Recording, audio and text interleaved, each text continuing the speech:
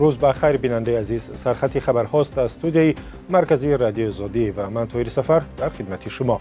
80% پول مهاجران تاجیک را کی و چگونه می‌خورد؟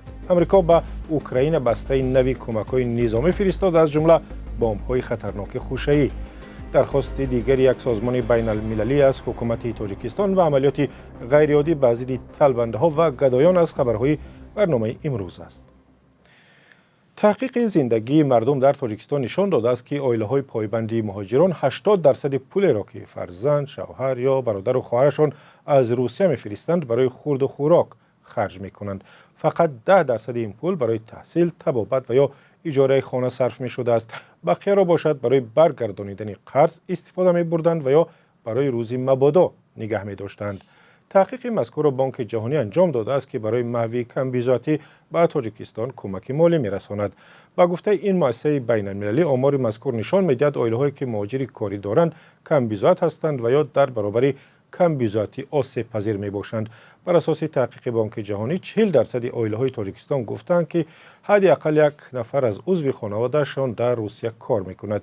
تعداد مهاجران کاری تاجیک را در روسیه بیشتر از 1 میلیون نفر می‌دانند. و 3 مؤسسه تحصیلات کسبی تاجیکستان بر اساس درخواست روسیه تجربه و اختصاص داوطلبان مهاجرت کاری را آزموده و سپس راه خط کار به آن کشور می‌دهند. خبرگزاری تاس روسیه روز 13 ایول از قول شهنازه نادری، معاون وزیر کار و مهاجرت تاجیکستان، نوشته است که سازشنامه ضروری در این مورد بین 3 آموزشگاه و کالج وزارت با مرکز مهاجرتی مسکو به امضا رسید. بر اساس آن لیسه کسبی تکنیکی ساختمانی، لیسه دوزندگی و لیسه پلی‌تکنیکی کسبی دوشنبه حق دارند اختصاص داوطلبان کار را در روسیه آموخته سپس به مسکو درباره آنها معلومات بفرستند. عین زمان این مؤسسه‌های تعلیمی به مهاجران آینده کاری از تاجیکستان در دوره‌های کوتاه مدت هنر و کسب‌های را می‌آموزند که کاردهنده‌ها در روسیه به آن احتیاج دارند.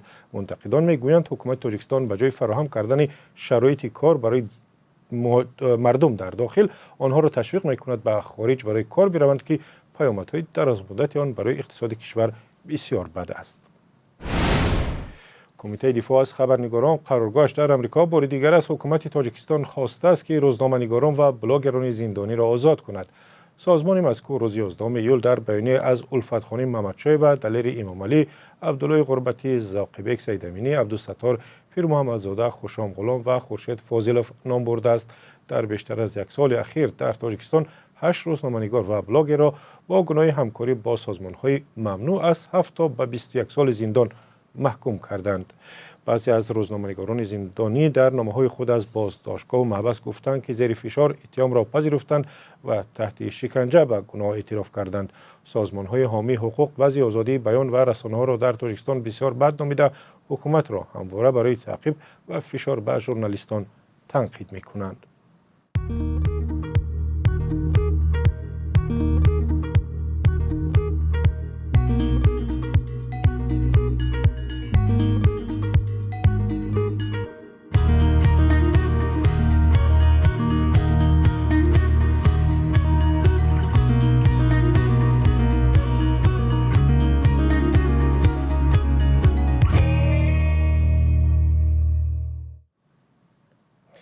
وزارت دفاع آمریکا گفت به اوکراین بسته نوی کمک‌های نظامی از جمله بمب‌های خوشه‌ای را فرستادند.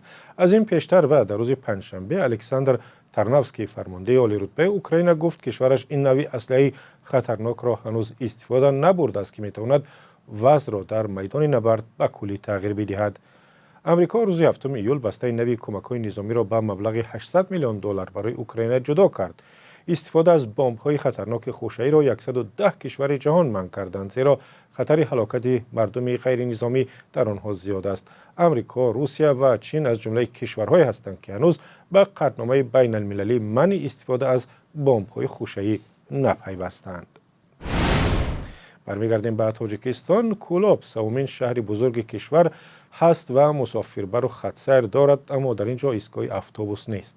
ساکنان میگویند در گرمی و سردی و زیر آفتاب و برف و باران اذیت میکشند. 3 سال پیش با بهانه بازسازی ایستگاه‌های کهنه را در شهر چپه کردند، ولی چرا تا هنوز ایستگاه نساختند؟ در این باره گزارش داریم که پس از 4 ساعت در برنامه خبری و تحلیل اخباری آزادی پخش می شود.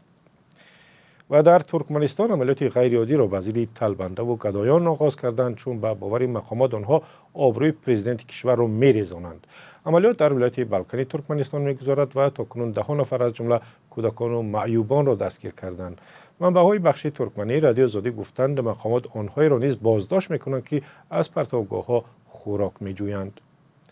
رادیو آزادی نتوانست سرنوشت بعدی دستگیر شده ها را بفهمد، ولی شماره طلبندگان در کوچه ها به طور چشم‌رس کم شده است. در تاجیکستان که شماره طلبندگان کم نیست، بعضا ماموران میلیسا عملیات میگذرانند و آنها را دستگیر میکنند. در ازبکستان سال 2018 قانونی را قبول کردند که طلبندگی را در مکانهای عمومی گناه اعتراف میکند. و قبل از آن که برنامه را به پایان ببریم، قرب ارزی خارجی را میگوییم. بانک ملی تاجیکستان امروز قرب روبل روسی را تغییر داده 1000 روبل را 121 سامانی تعیین کرده است. در بعضی از بانک‌های تجارتی 116 118 سامانی است. ارزش 100 دلار 1092 سامانی و 100 یورو 1221 سامانی است. این سرخطی خبرها بود. بعد از 4 ساعت با برنامه خبری و تحلیلی اخباری آزادی به خدمت شما برمیگردیم.